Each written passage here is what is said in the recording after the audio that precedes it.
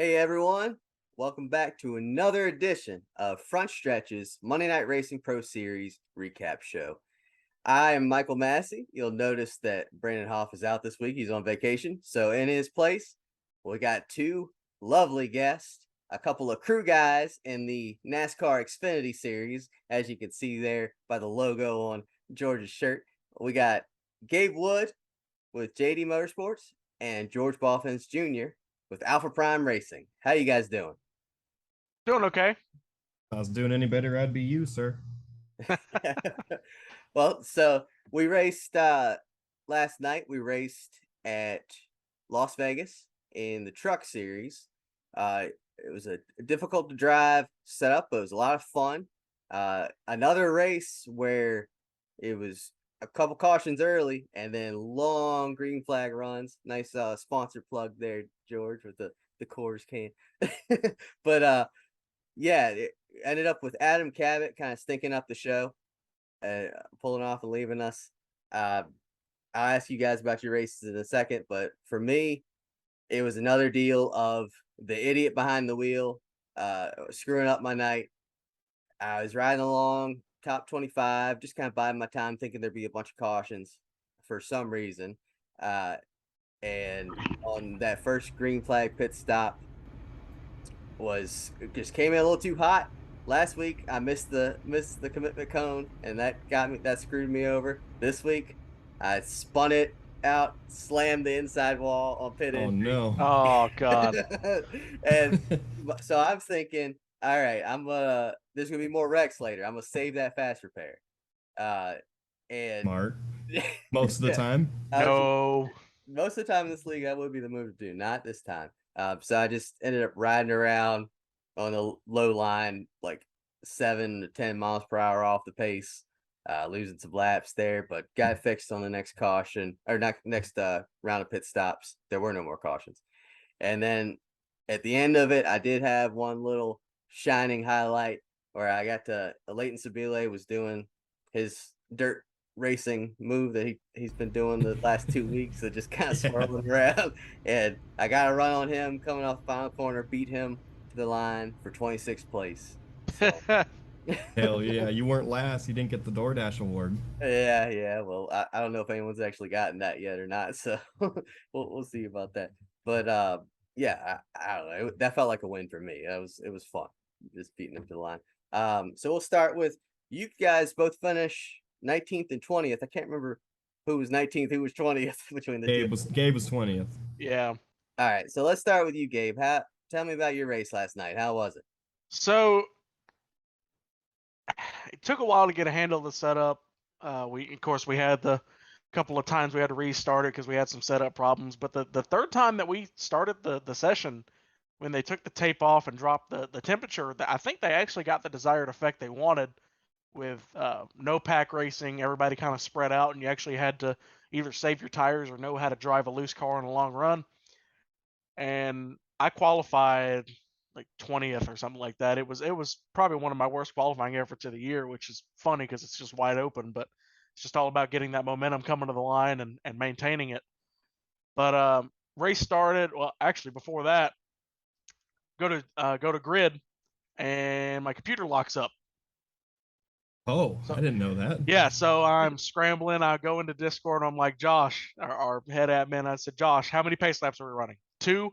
Great, perfect. That's all I needed. Exit out of the session, join back in. I got back just as they were coming off of 4 to take the green flag, and that was when they had the first lap caution. Kind of got caught back up.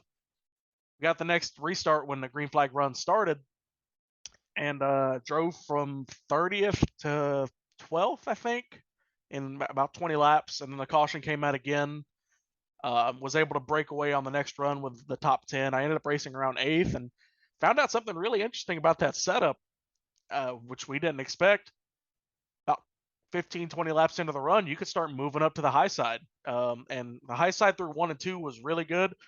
And you could kind of pick and choose whether you could run the bottom through 3 and 4 or run the top. And I kind of stuck to the top, and it was really working. But about 5 laps before we pitted, really started to get loose, drop back, and then I got loose around Will Rogers and ended up hitting the fence. So kind of lagged back, fell to like 15th, and just kind of couldn't get caught back up because we didn't have any cautions. And I think the way I was driving it was just all wrong, because the same thing would happen no matter how I drove it. About 5 laps from pitting, it would start to get loose, and I ended up falling back to 19th or 20th by the end of it. And then I just kind of, I don't know, I was in a run by myself. I couldn't catch George, so I kind of started playing around with it a little bit, see how loose I could actually get it coming off 4. Ended up coming home 20th. I mean, I thought I was going to have a lot better night, but not being in the playoffs, I'll take it. It was just kind of a man night. Yeah. And George, he mentioned that first caution that let him get caught back up. Yeah, what happened? what exactly happened there? I mean, the fault falls on me ultimately. I got into the back of Presley Sora. I mean, it was one of those where we had just got started running. It was on the outside. There was a little bit of little drama to begin with. Garrett Smithley qualified 6th, so he was going to be 3rd on the outside, and because of a miscommunication or a glitch or something, he missed the entry list, so they put him to the back of the field. Well, he was also having the sound glitch in his head, so he didn't hear that he was able to keep his spot until he was already in the back of the field.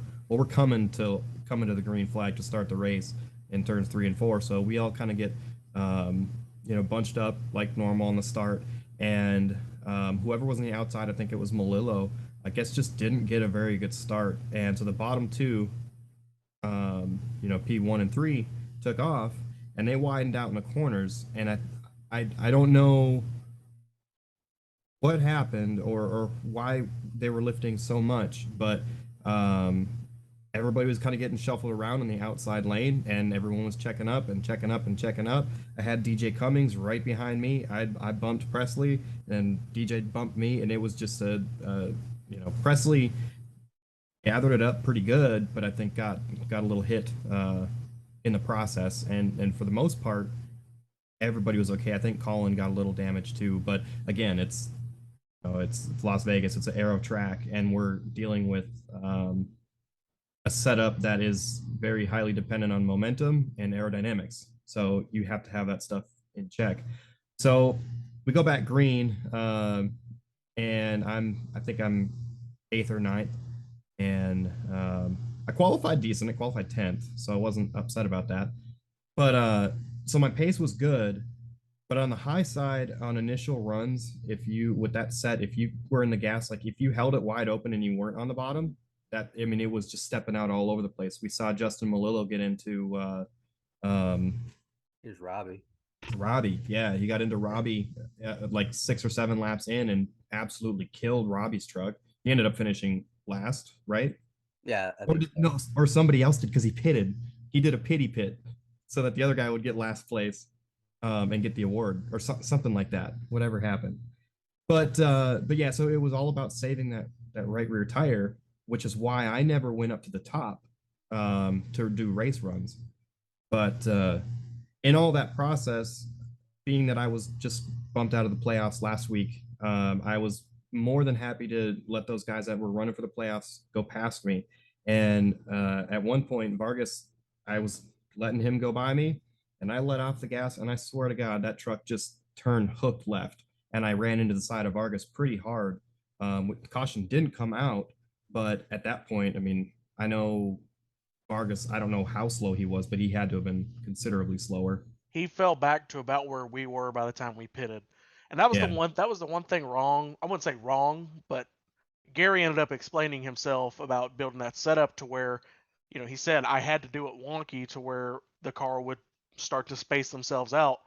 But the one thing that car did have, or the truck did have, was negative freeload on the sway bar. Yeah. And that explains what George was feeling was, as soon as you step out of the gas, that nose raises up. It actually lowered the wedge and got the car looser.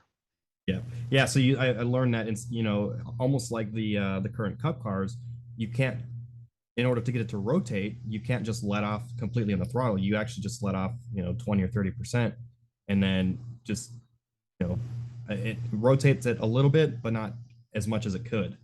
But unfortunately, I learned it the hard way. And even running in practice, I wanted to run quick, but I wasn't trying to wreck anybody. And of course, I ended up causing Presley to go to the back and then causing Vargas to go to the back. I'm like, this is not how I run. And so for the rest of the day, it was just kind of just riding it out. I ended up trying to go a little too hard on my own and got into the outside fence off of 4, and that's when I finally used my fast repair. We had that additional caution there, so I lucked out.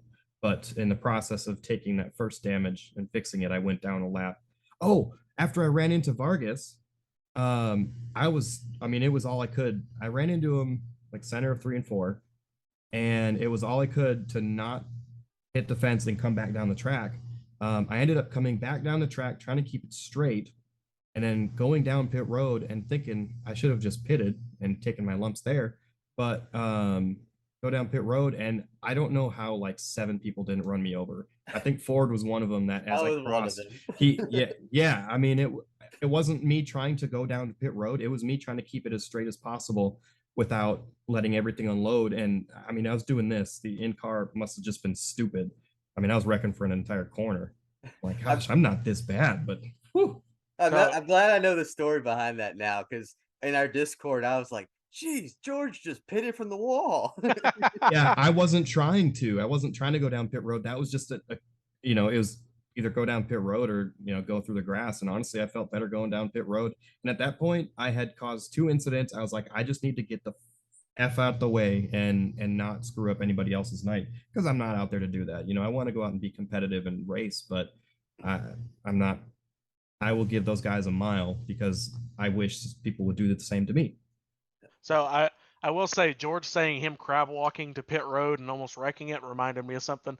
So on most Mondays, I end up pulling double duty between Monday night racing and the Lionheart HyperX IndyCar series, or the Speedway series that runs on Monday.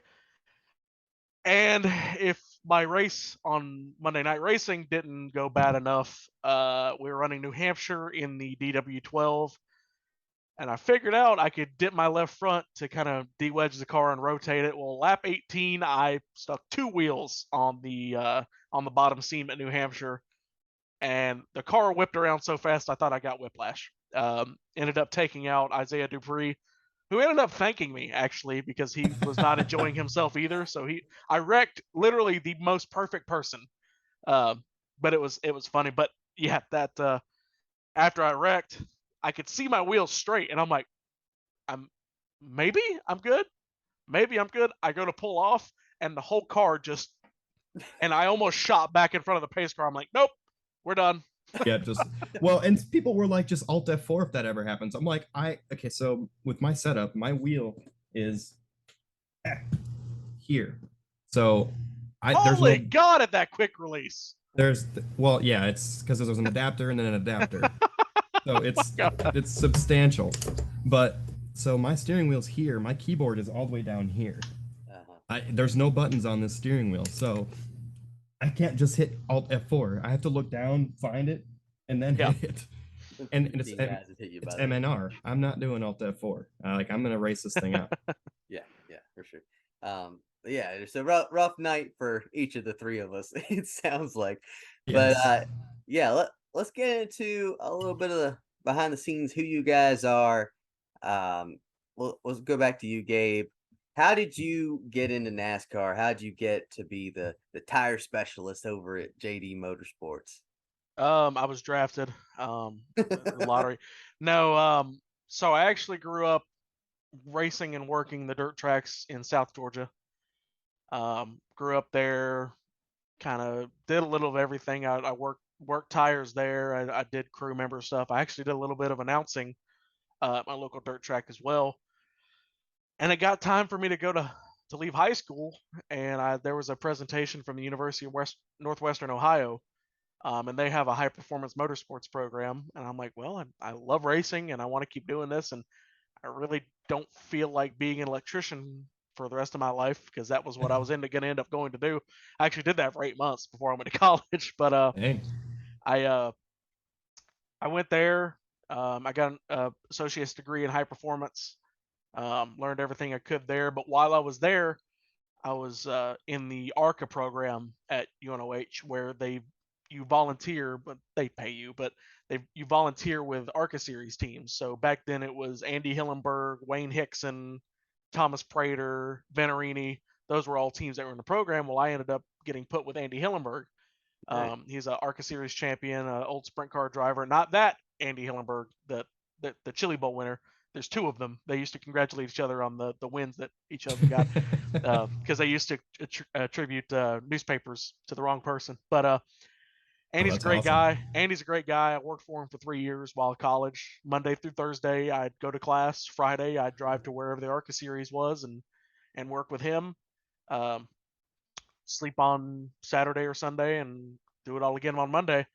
But when I left school, I ended up working for Andy for 1 more year, doing some PR stuff and also some gassing and some spotting, depending on what he needed.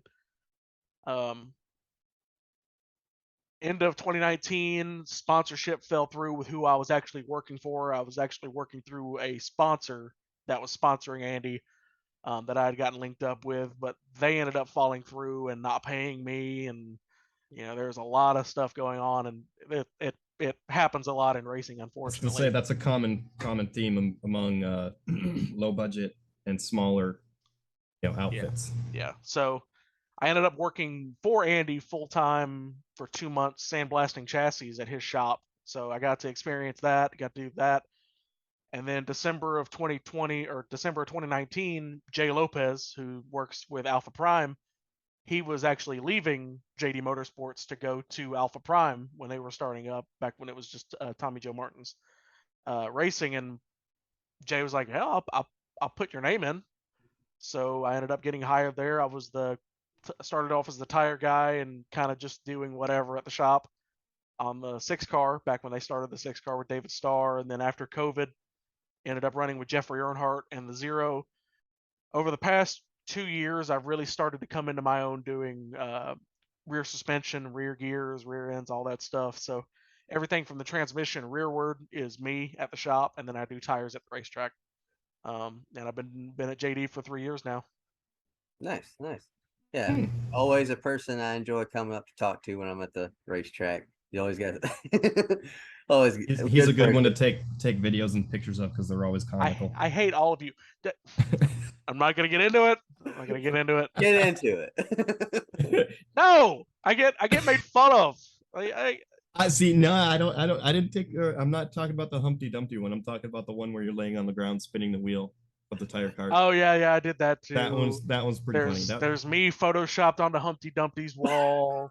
Me on the edge of the Grand Canyon. Somebody dropped a lug nut socket on somewhere you don't want a lug nut socket.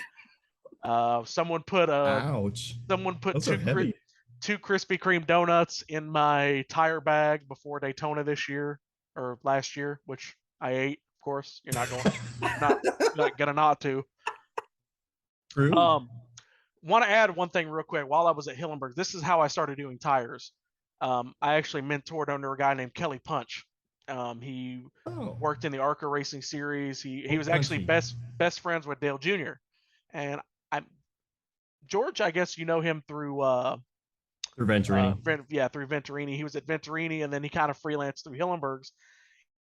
Guy's a legend in racing. He's actually the guy who really brought all the tire guys together into kind of a clique. The same way that a lot of the spotters hang out and interact with each other. The tire guys really started doing that toward the last few years, through me, Paco that works at DGR, Corn Dog, and everybody's got their nicknames. I barely even know nobody barely even knows anybody's names.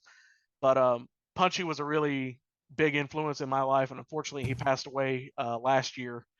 And he's actually the nephew of Dr. Jerry Punch, so that's kind of his way into racing. But he's actually best friends with Dale Jr. A lot of history. He was actually Dale Jr.'s first spotter as well, and that's who I learned to spot from as well. So he was a big influence on me, and he's part of the reason I kept at it doing this stuff for this long. Got that legendary experience. Yeah.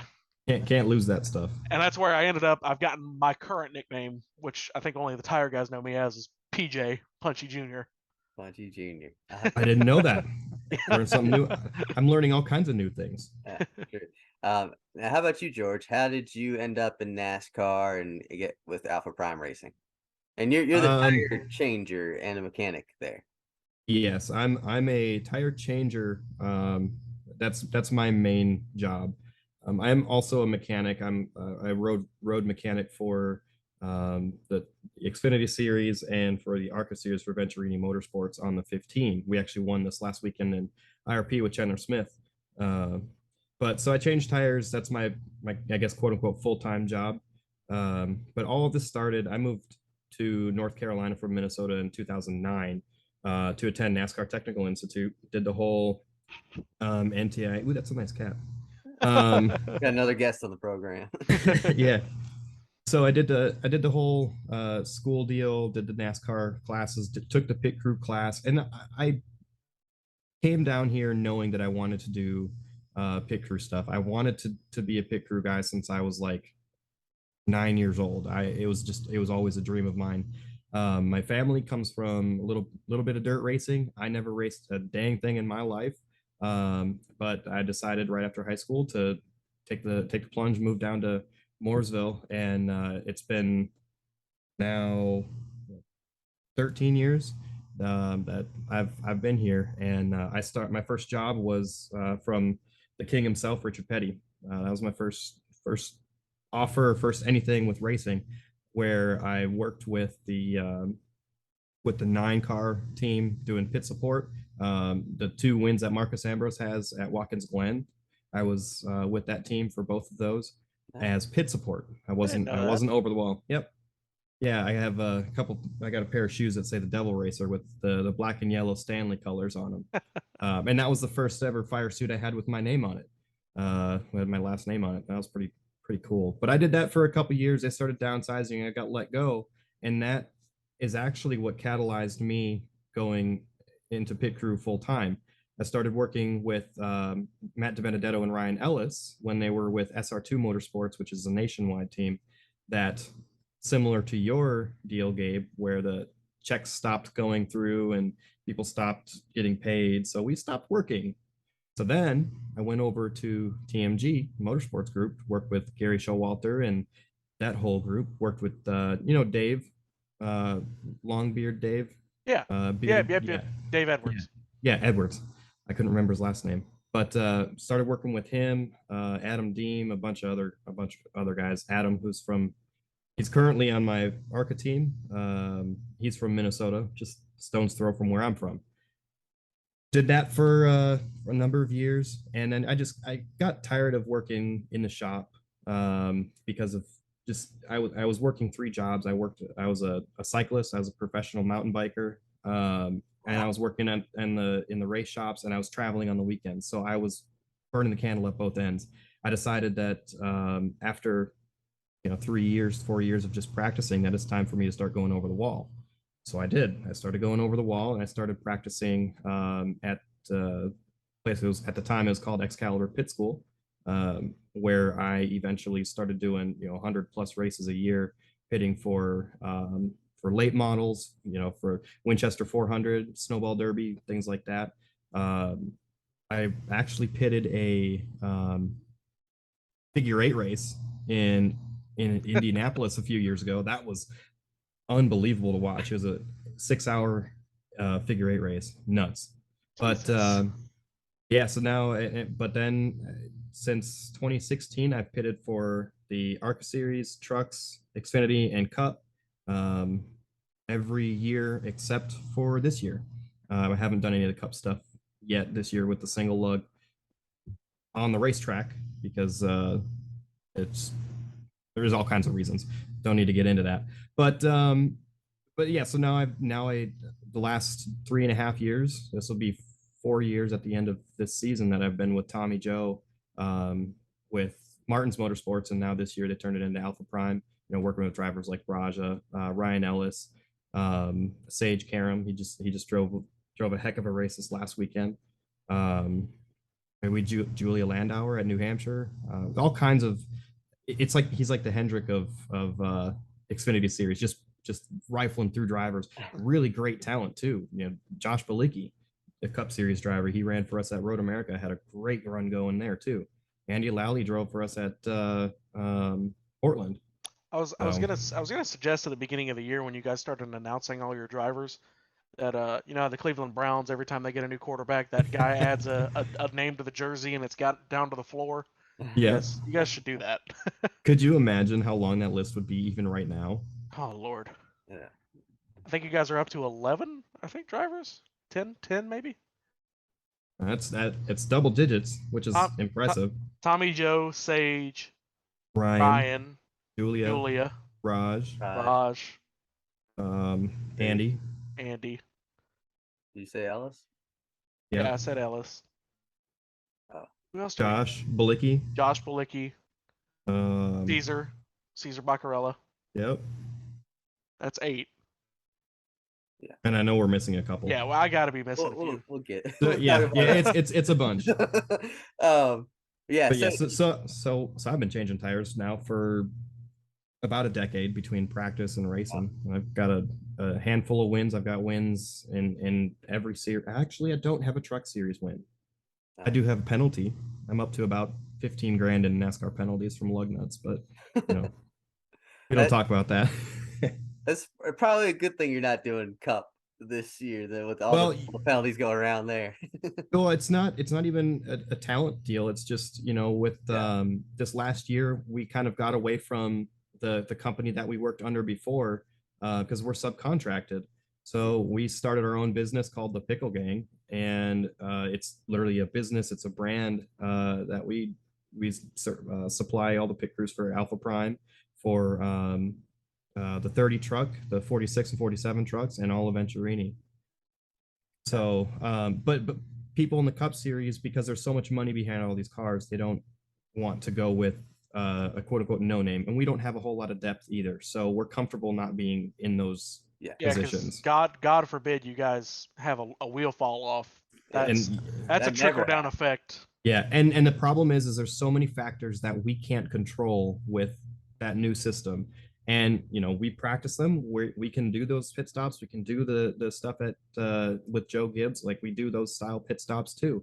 And it's very detail oriented, and there's no room for mistakes because everything happens so much quicker on pit road. And the penalties are just, I mean, they're enormous. Yeah, for sure. Now we gotta move it along a little bit. Gabe, how did you get into sim racing and eventually Monday Night Racing? I'm trying to remember. 2012, I think, and I started seeing. I know what it was. There was a video back before you could do full on endurance races in iRacing. I know a lot of you kids don't remember a time where there wasn't an actual 24 hours of Daytona. Back when the Xfinity car handled like total crap, and back when there was only one make of every car. There was the Impala Cup Series car. There was the Impala Nationwide Series car. Those are such awesome cars too. There was the Silverado, the 2009 Silverado. But there was a video of a guy. He had a full cockpit rig, which was like rare for the time, but it was wraparound screens like George has, and he had a Momo wheel, and he was doing the 2.4 hours of Daytona. And he ended up winning, and he was in the Riley DEP, but the surround sound and stuff like that, I was just like, holy crap, that is awesome. And then I started seeing more videos about it. I watched a couple of the Peak Antifreeze series stuff. Back it didn't even have a sponsor back then. It was the NASCAR, the iRacing World Championship. No, it was just the iRacing World Championship. Oh. Because you had the Formula One with the 2009 Williams and the Cup Series. But it was that video, and then I convinced my mom to let me get iRacing, and we ended up having it was 2012. I was like 14, but true. But didn't tell her that every once in a while, like, Mom, can I buy this track? And you left the DLC part out. Yeah, but eventually I started working my way like to I'll do tours around the house. Can I please get Daytona? Can I please get Daytona?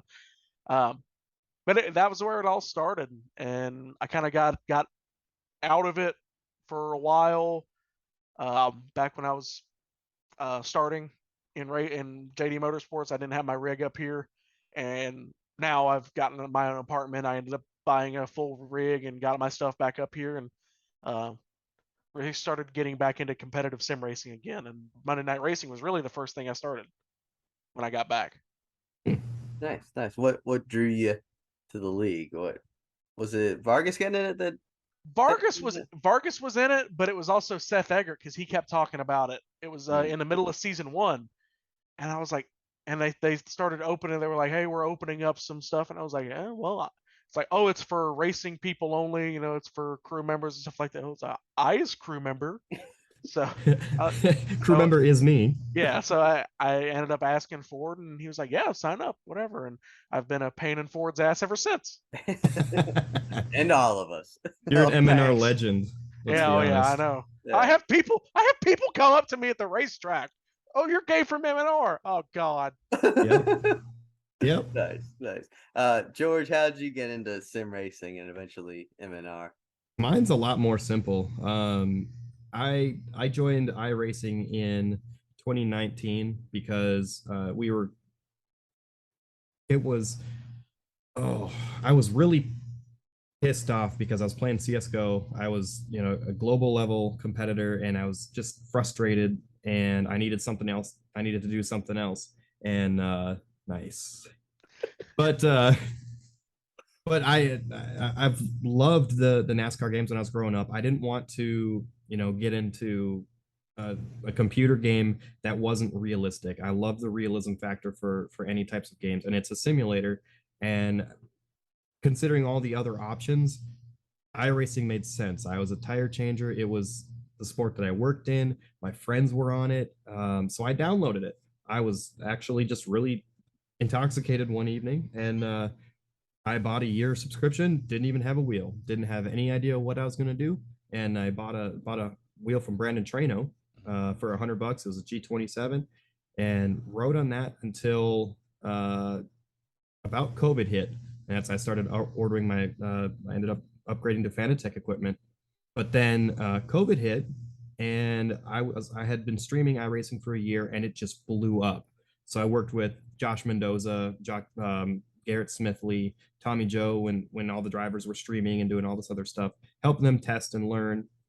And then when I got into MNR, that was purely luck. The softball league, the Race Car People Sports League, Paul Sutton, Brad, Gabe, it's just, yeah. I mean, all these people that run MNR were there. So I'm like, well, I want to run with my friends, and I'm an industry member. So season 3 rolls around, and they want to add me in it. But that was when playoffs had already been started, and demand ended up being super high into going into season 4. So I ran the Road to Glory series, and competed well there. Kind of didn't know what was going on as far as if they're going to continue that series or if they were going to move people into the Pro Series, and got moved into the Pro Series. So it all kind of became history. But it's so nice to just race with your buddies. Corey Heim, I work with him at Venturini. He's good, but he's frustrating sometimes. I think it's funny that Monday Night Racing really trickles into real life. Like we were sitting on the grid for Indianapolis, and sure enough, Ty Dillon, who was in our 6 car for that race, was parked right behind Anthony Alfredo on the grid. And Case Kallenbach, who's in this series as well, he kind of leans over to me. He goes, "Hey, Ford put out the entry list for Monday. Oh, that's right. You should go tell Anthony to sign up." So I walked over to Anthony. I put my hand on his back, and I go, "Anthony, I know you got a lot of stuff going on right now, but Ford put out the entry list, so we're gonna need you to kind of hurry up and accept that." And I just walked away. I heard him laughing so hard. It's just one of those things. And a lot of us, there's not really a divide between crew members and drivers, but it really helps bridge that gap. Mm-hmm. You got Corey Heim coming up to me, and he go, "What's up, Gabe? What's up, Gabe?" And Anthony Alfredo says, we kind of bump fists every once in a while, but at the same time, I wouldn't know that George is a great driver, and I feel like it helps build relationships. And even with you guys in the media, Michael, I wouldn't even know who you were, and we'd see articles every once in a while, but we wouldn't know the Ford person. Yeah, who would have thought Ford, Gil Martin's son, brings us all together. It's like, what is this? This is nuts. It's such a melting pot of people from all over the place that have the one. Bernard Pollard. Yeah. Yeah. Yeah. I got wrecked by an NFL former The player. greatest moment in Monday Night Racing history was season 2 at Homestead, the rivalry between Jeff Green and Will Power. Yes. Who would have guessed? Oh my gosh. And then SVG of all people. Oh my God. It was so funny. Jeff Green popping in the chat just a couple days ago, just talking shit about it. I mean, About it's who? just About who? About you. About me. It's a trend. Everybody does it. Yep, it's the popular trend. You're a trending topic in MNR chat. I hate it. Yep. You always are. You're becoming more famous than the Wood brothers, the more famous Wood. Hey, claim to fame. Claim to fame. I have 3 ARCA races I have officially crew chiefed. I was on the entry list as crew chief. They were all starting parks, but we won't talk about that. But my claim to fame, if you look on Racing Reference and look through the list of crew chiefs, I break up the Wood brothers. Yeah. I break up Eddie. You're the redacted. I break up Eddie brother. Eddie and Glenn. Eddie You Wood are and the Glenn redacted Wood. third I brother. break them up. That's why. Yeah. You're the long lost brother. That's right. Let's wrap this up here. Next week, MNR is heading to. We're doing ARCA cars at Daytona. That should be fun. Speaking of ARCA cars, Gabe still owes me a diecast of. It is coming. It is coming. Okay. No, because I've still got some stuff to do. I've got Seth's built. I've got yours decaled over there in the corner, and then I've got what some you got to other make. stuff. Gabe makes diecast. He's making a diecast of my paint. Which scheme. one? It's his regular, the yellow and red scheme on an ARCA car. Yeah. Oh hell yeah! That's awesome. Which I'm actually going to send you some money back. That's part of my policy. If it takes a while, I end up sending some money back, just because of. What a stand-up fella. Well, I'll be honest. I just get tired and I get home and I just don't care. I don't blame you at all. But hey, you know what? That's what we got this for. But it's just like cleaning a house. One day you'll wake up and it's like, I got to do some diecast. Screw it, and I'll just start attacking them. Yeah, for sure. Like my room. And they look great. the ones I've seen him do look really good. So if any fans out there want some homemade deck, but yeah, so that's all the time we got. Thanks so much to both of you for joining. That's Gabe. Thank you for having us. Yeah, this is Happy fun. to have you guys back at some point. That's Gabe Wood, George Balfanz Jr. I am Michael Massie. Tune in next week. Brandon Hauff will be back, and he'll keep it on the rails a little better than I do. But so join us next time. Jared Haas with Frontstretch.com. Make sure to hit that subscribe button. Also, check one of those 2 videos out that we have right beside you. Visit Frontstretch.com for more great content.